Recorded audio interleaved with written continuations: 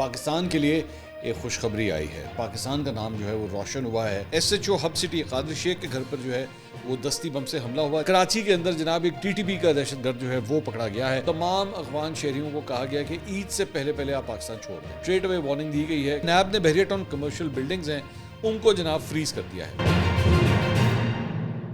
السلام علیکم ناظرین، میں ہوں منصور علی خان. اپنے ڈیل چینل کے اوپر آپ کو خوش آمدید کہیں گے. ناظرین، بڑی اہم خبریں پچھلے 12 گھنٹے میں ڈیولپ ہوئی ہیں اور آنے والے 12 گھنٹے میں بڑی اہم خبریں ڈیولپ ہونے جا رہی ہیں. اس کے بارے میں بھی بات کریں گے. اور پاکستان کے لیے ایک خوشخبری آئی ہے. جی ہاں، ہمیں آج کل پچھلے ایک ہفتے میں جتنی ٹینس خبریں آئی ہیں اور پریشان کن خبریں آئی ہیں، وہیں پہ خوشی کی خبر بھی آئی ہے اور پاکستان کا نام جو ہے وہ روشن ہوا ہے.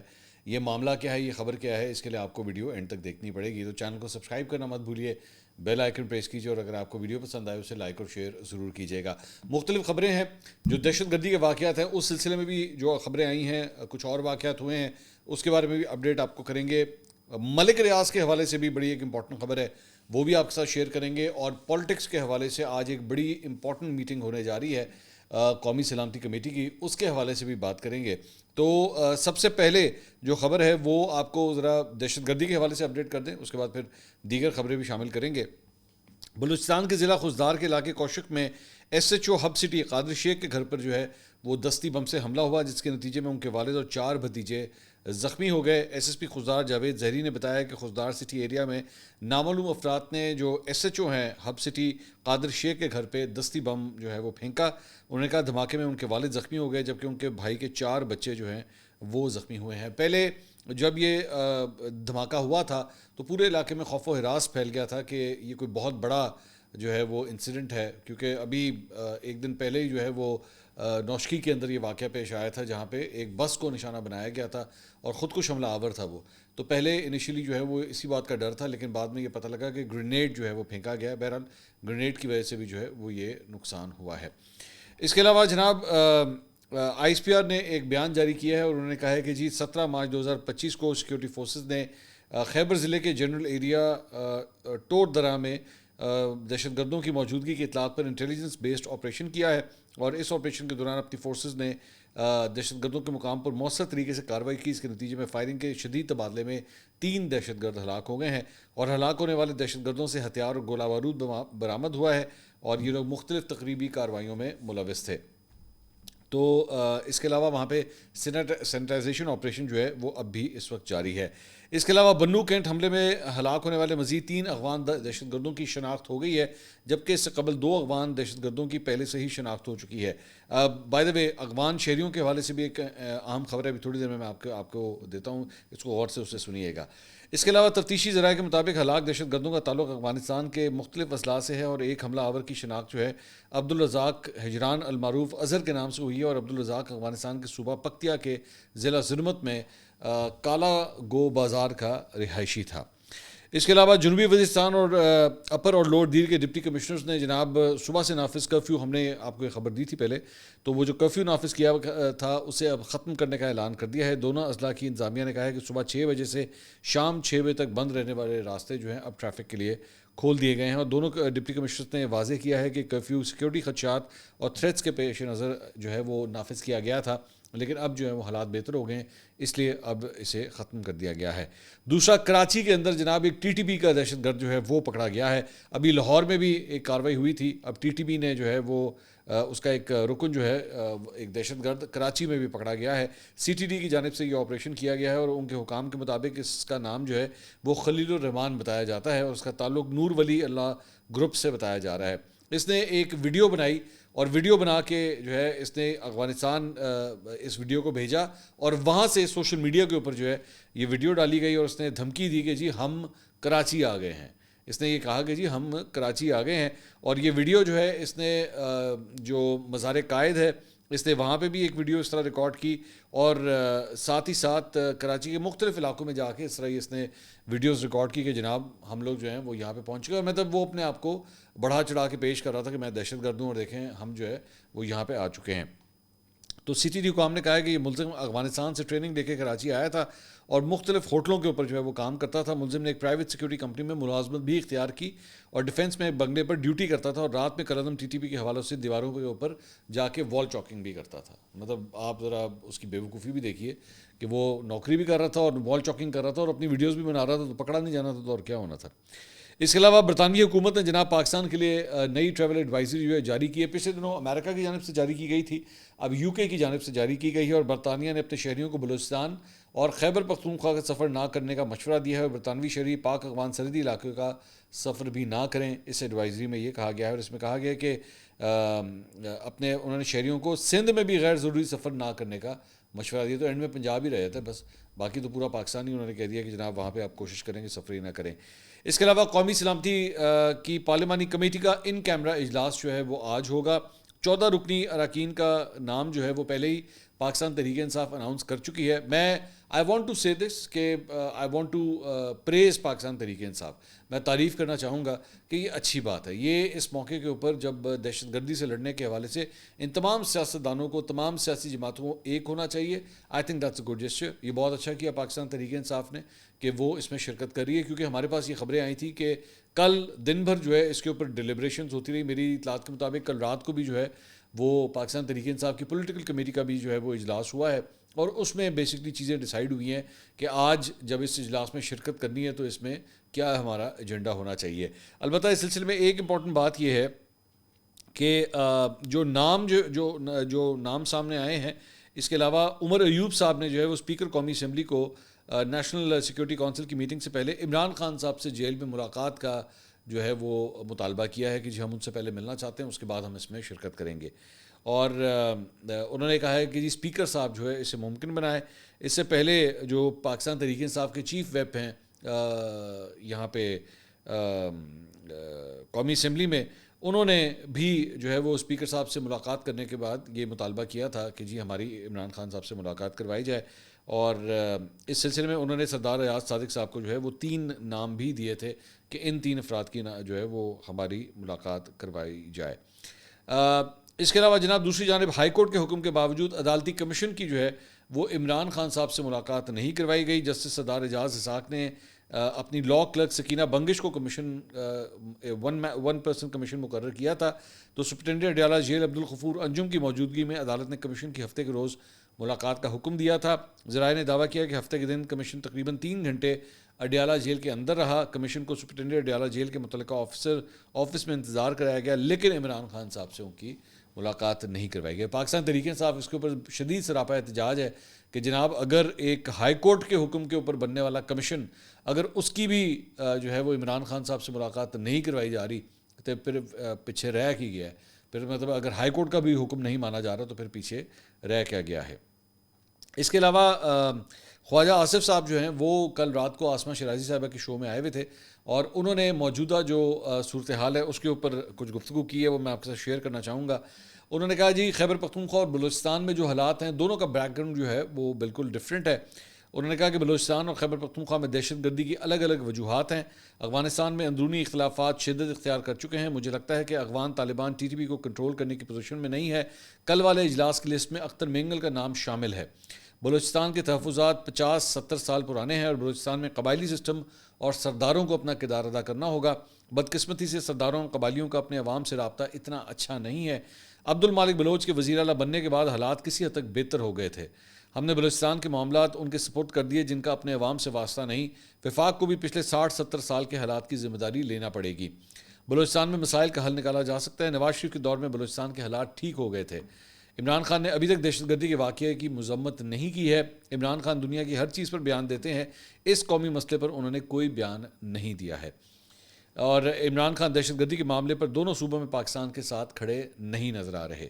تو یہ انہوں نے بیان دی ہے. دوسری جانب بیرسٹر سیف جو بیسکلی سی ایم کے پی کے مشیر اطلاعات ہیں, انہوں نے کہا ہے کہ جی خیبر پختونخوا پولیس دہشت گردوں کا بہادری سے مقابلہ کر رہی ہے اور جعلی وفاقی حکومت دہشت گردی کے خلاف جنگ میں تعاون کے بجائے سیاسی بیان بازی سے گریز کرے.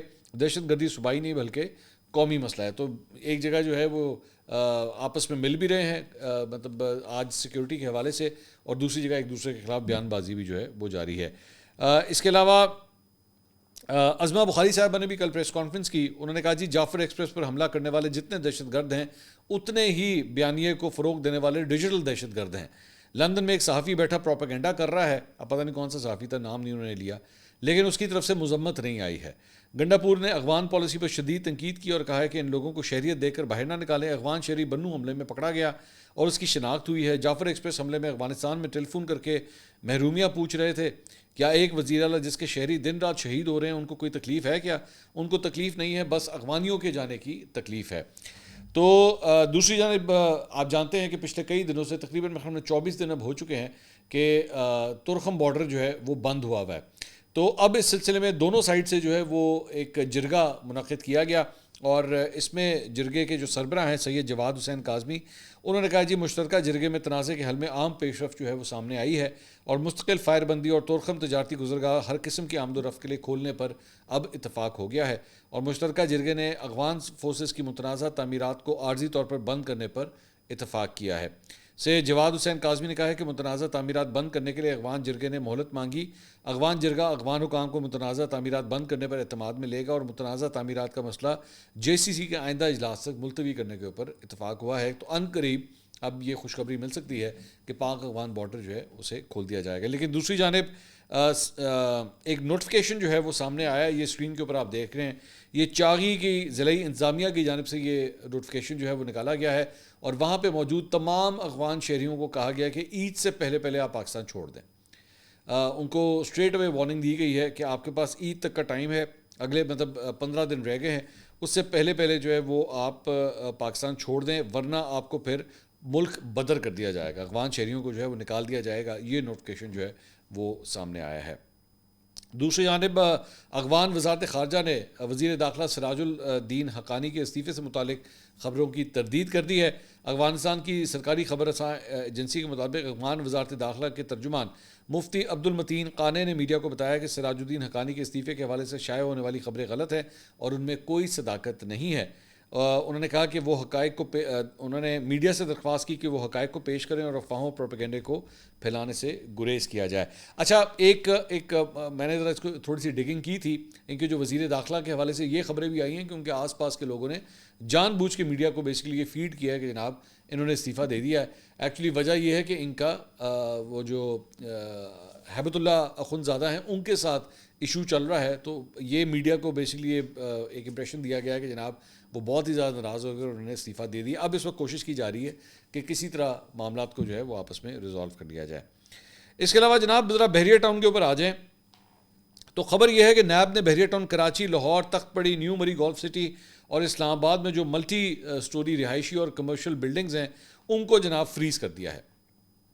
نیب نے ملک ریاض اور دیگر افراد کے خلاف فراڈ کے زیر تفتیش مقدمات میں یہ ایکشن لیا ہے اور بحریہ ٹاؤن کے سینکڑوں اکاؤنٹس منجمد کرتے ہوئے درجنوں گاڑیاں بھی ضبط کر لی گئی ہیں. نیب حکام نے کہا ہے کہ مخصوص عناصر ملک ریاض کے دبئی پروجیکٹ میں رقوم منتقل کر رہے ہیں. ملک ریاض کو بیرون ملک سے واپس لانے کے لیے ہم بھرپور کارروائی کا آغاز کر رہے ہیں. نیب کے اعلامیہ کے مطابق اتھارٹی نے بطور قومی احتساب ادارہ اپنے مینڈیٹ میں اپنی ذمہ داریاں نبھاتے ہوئے ایک بار پھر عوام کو آگاہ کیا ہے کہ بحریہ ٹاؤن کے مالک ملک ریاض اور دیگر کے خلاف دھوکہ دہی کے متعدد مقدمات اس وقت زیر تفتیش ہیں.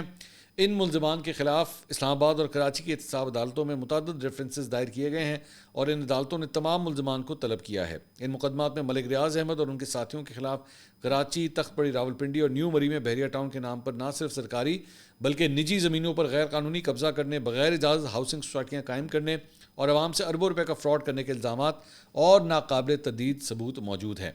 اس حوالے سے حالیہ کارروائیوں میں بحریہ ٹاؤن کی کراچی, لاہور, تخت پڑی, نیو مری, گولف سٹی اور اسلام آباد میں متعدد کمرشل اور رہائشی املاک کو اب سیل کر دیا گیا ہے. ان میں ملٹی سٹوری کمرشل عمارتیں بھی شامل ہیں اور بحریہ ٹاؤن کے سینکڑوں بینک اکاؤنٹس منجمد اور گاڑیاں ضبط کر لی گئی ہیں اور اس حوالے سے مزید کارروائیاں بھی جو ہیں وہ تیز کی جا رہی ہیں. اور اس میں کہا گیا ہے کہ نیب بحریہ ٹاؤن پاکستان کے خلاف بغیر کسی تاخیر یا دباؤ کے اپنی قانونی کارروائیاں جاری رکھے گا تاکہ پاکستان کے شہریوں کے حقوق کا مکمل تحفظ کیا جا سکے. اوبیسلی اس سارے معاملے کے اندر ایک دوسرا ایلیمنٹ یہ ہے کہ ہماری جو موجودہ حکومت ہے وہ یہ چاہتی ہے کہ جی ملک ریاض صاحب جو ہیں وہ وعدہ معاف گواہ بنیں اور ملک ریاض صاحب اس چیز کو ریزسٹ کر رہے ہیں.